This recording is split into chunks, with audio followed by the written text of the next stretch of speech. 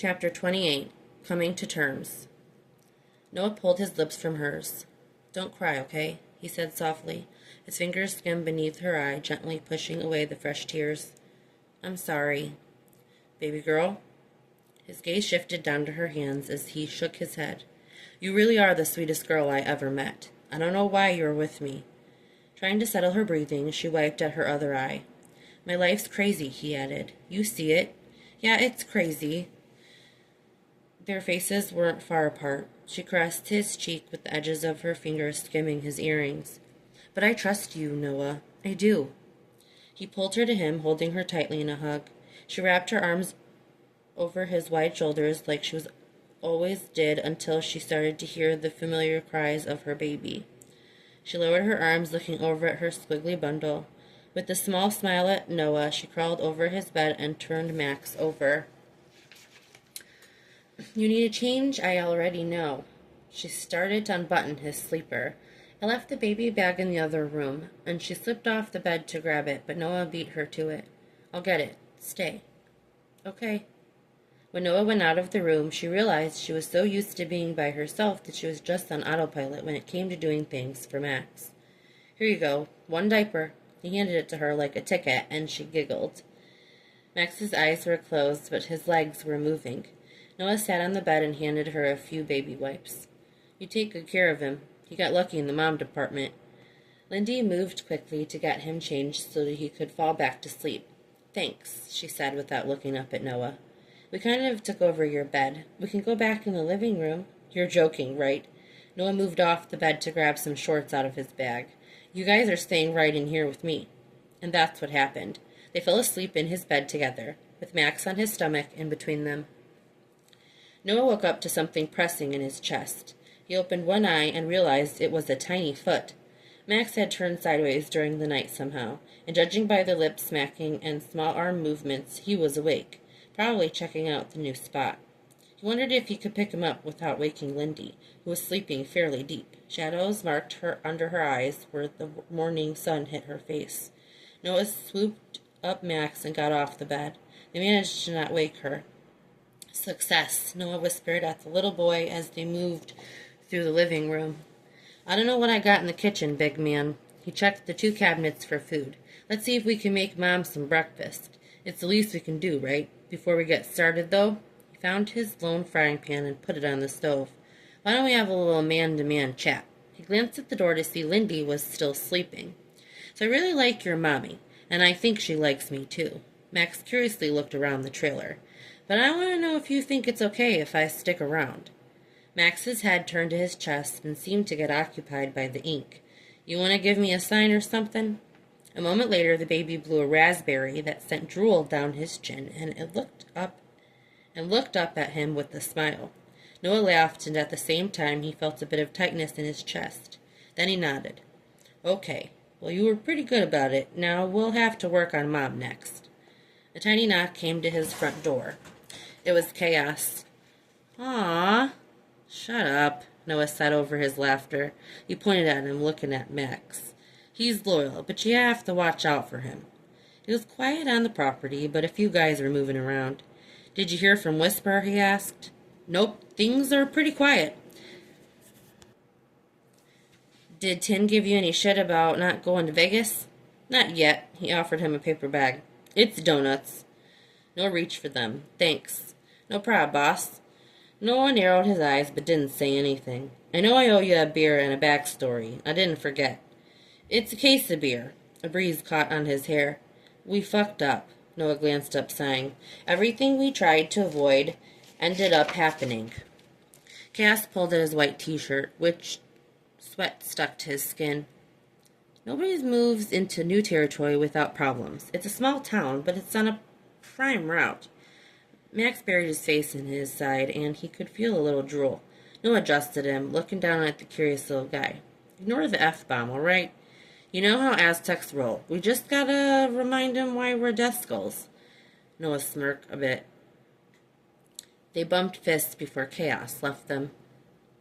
The smell of coffee woke Lindy. Had she fallen asleep at work? It took her a second to take in her surroundings. For a moment, she had no idea where she was. Then she remembered everything. The bed was empty. She got up and opened the small door, recalling the tank with the scorpion that had been on the left the previous night. Good morning. Noah was in the kitchen with his back to her. She'd barely made a sound, so how did he know she was up? I wanted you to stay in bed. I didn't... Her voice cracked, forcing her to clear her throat. I didn't know where everyone was. We're having guy time. I see. So no women allowed? The woman is supposed to stay in bed and wait for breakfast to be brought in. He turned around and those electric eyes landed squarely on hers. It might as well have been the first time she saw them. She darted her eyes to the living room as her heart fluttered. Her son was in his carrier watching cartoons. He usually cries around this time for breakfast. You had a bottle in the bag. I kept it in the fridge and he got changed. So a big man is content and clean. Head back to bed. Lindy pursed her lips, not sure what to say, and realized it was for the best. She quietly followed orders. About 10 minutes later, Noah entered the room with the tray in one hand and a baby in the other. Lindy raised her brows as he balanced it without spilling the juice or her baby when he set it on her lap.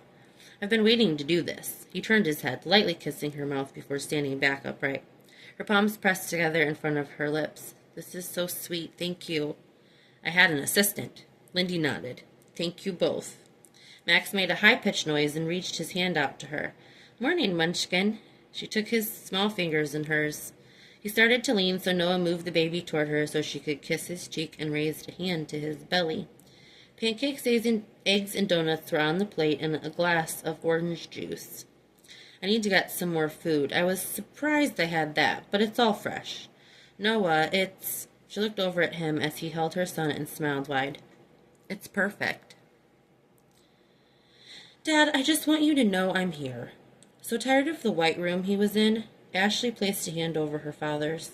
She missed seeing him in his colorful home. A home that wasn't even livable right now. Everything had gone to hell. She didn't know if she was coming or going. Will was getting more distant. She bounced between worrying about her father and worrying about him. He was keeping something from her. Damn. The only thing she wanted was for her life to be perfect. Daddy, I'm trying to be strong, okay? So you have to be too. She thought about what would happen to Amber Falls if something happened to him. Would Greg get everything? She'd never been allowed to see the will. I know how important family is, how important it is to maintain what we have and grow it too, so that it can be passed down. And Amber Falls is our legacy. She leaned forward, whispering, I'm going to keep working on getting pregnant. I don't care what any doctor says. You're going to have a grandchild. The first thing she saw was a set of gray eyes, tired but clear. Dad? Ashley leaned toward his bed. Dad, you're awake? The fire. She could barely hear him. Yes, Dad. There was a fire. You were hurt and had smoke inhalation. He tried to move but winced in pain. Nurse! She cried out. Lindy only had her diner uniform to put back on. She was lucky she didn't have to work until afternoon today. After bringing Max to work, she knew showing up late would just put her in deeper trouble. Noah stared at her from his bedroom door. She was still wearing his t-shirt. I need to get you a bug-out bag, he said. What's that? It's for emergencies. If something happens and you need to get out of your house quick with the baby, you'll have what you need. She wasn't sure what to say. That sounds nice. Thank you. Noah chuckled. I have a pair of shorts that might fit you. Lindy sat on the bed as he went through the bag. Do you think I'm stupid for working at the diner? Noah looked up as he pulled out a pair of gray shorts. Why would you ask me that? Lindy touched the uniform. She'd worn it just about every day for years. Because I work so hard just to barely get by. Because my boss is a drug dealer and still pays me crap. She laughed, shaking her head. I have just been trying so hard to survive. Now I just feel like everything's crazy. Even the few things I was sure of. She stopped. What was she sure of? Max was her top priority, keeping him safe and away from Will. Outside of that, she didn't really think about herself. She hadn't thought about herself for a long time. Lindy only thought about what she needed to do. But what she wanted, that was different. She was still quiet, reeling from what Noah had told her last night about his life. He lost just about everyone he loved and then became lost himself. Being in your MC means a lot to you, doesn't it? Noah came over and stood near her. He was pretty much naked except for the dark shorts. Yeah, but we're talking about you here. I don't want to be there forever, she admitted. She sighed because the words were so hard to find. Come here. Noah reached for her hand, pulling her up. You worked to take care of yourself and your kid. Don't be ashamed of that. She leaned into him and felt his arms wrap around her. He smelled like he always did to her, and she wanted to bury her face into his neck. Her pretend husband was 1,000,000 times more real than the man she'd had an actual relationship with. You want me to take you on a tour? He asked. When Lindy opened her mouth, only a shaky breath escaped. That sounds great, she answered finally. He was sitting up in the hospital bed. He'd demanded it after his exam. His voice was still a little hoarse, but he was determined to use it. How much time was I out? He asked. It's been close to a week, one of the doctors answered. Hugh grimaced. Dad, you had surgery for your skin in addition to the smoke inhalation. You've been through a lot. Where's Greg and Scott? Scott was in the house. They're fine. I already called them. They're on their way to the hospital. You should have let them stay put. I won't be here much longer. Mr. Langley. Her father looked up at the doctor, who promptly shut his mouth. I'll hire a few people to take care of me in Amber Falls. The house, Ashley, the condition? There was a portion that was badly damaged, Dad. I want to see it myself. You can stay with me and Will at our place. Hugh nodded. Of course, if need be. He winced when he tried to move his arm. Daddy, don't try to do too much. Get me the paperwork. I want to sign myself out. He glanced up at the doctor. Isn't that how it works? If it doesn't, then it does now. The grizzled group of guys were busy, but Max seemed to get a lot of attention, and maybe she was too. Morning, Mrs. C. Morning, she answered to a man that quickly walked by. It's okay for us to walk around? Lindy asked, remembering the look on Tin's face when she arrived with chaos. Noah had decided to wear his usual dark jeans and no shirt. The wind caught in his hair often, and she wasn't complaining, but she had to take extra caution as she stepped with the distraction. The land they bought from Langley was huge, and they seemed to be putting a lot of use to it. The man called Bleed. He was coming out of the clubhouse carrying a huge box on his shoulder. A cigarette was hanging out of his mouth. For the first time, Lindy could see him in the daylight, and the lines in his face were serious and sharp. There was a long scar beneath his cheek that seemed to have faded over time. His eyes were deep set, but the color was hard to make out. Morning, Miss C. I see you brought the prospect. His razor-stubbled chin jutted in Max's direction. Prospect? Lindy asked. What's that? And good morning. Noah sighed in Bleed's direction. The proper term is prospective club member. Lindy's brows raised. You're talking about my baby? She looked at Max, who looked at her, and her laugh rang out. Next, Noah brought her to the warehouse. It was cool inside and busy as the men worked, but she still couldn't help remembering the last time she was there.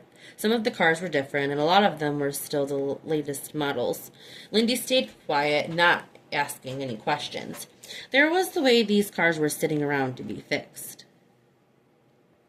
Noah stared at her while he spoke, and she quickly lost track of what he was saying. They weren't alone, but it was clear in his eyes that he was thinking about what they'd done here, too. And this is the Chaos Corner, he said when they were around the back of the clubhouse. Mikasa es su casa. He offered them a mini salute as he stood up from a bike he was fixing. Lindy smiled. My favorite driver, she glanced around. You have a lot of stuff out here. Yeah, I'm kind of a pack rat, but I'll use it all eventually. She noticed the direction of his eyes and his small wave at Max and decided to ask, Would you like to hold him? Chaos's brows raised and he glanced at Noah. Sure, he answered after a minute. Lindy offered him the baby. Max shifted his legs in the transfer. Hi, big man, Chaos said to him. Max stared with an open mouth, swaying forward until he mimicked Chaos's smile. Lindy covered her mouth as Noah laughed, shaking his head. Cops are pulling up. A harsh voice cut through the moment. The voices rang out and they all stared at each other. Noah's expression flattened. Take them back to the trailer, quick. Lindy held her breath as Chaos rushed to keep her out of sight. Just try and stay quiet, okay? Chaos handed her Max at the door. She nodded quickly as he closed her in. Then she was there with her son in silence. She was glad to be out of the way, but at the same time, she wanted to know what was happening. What were they doing there?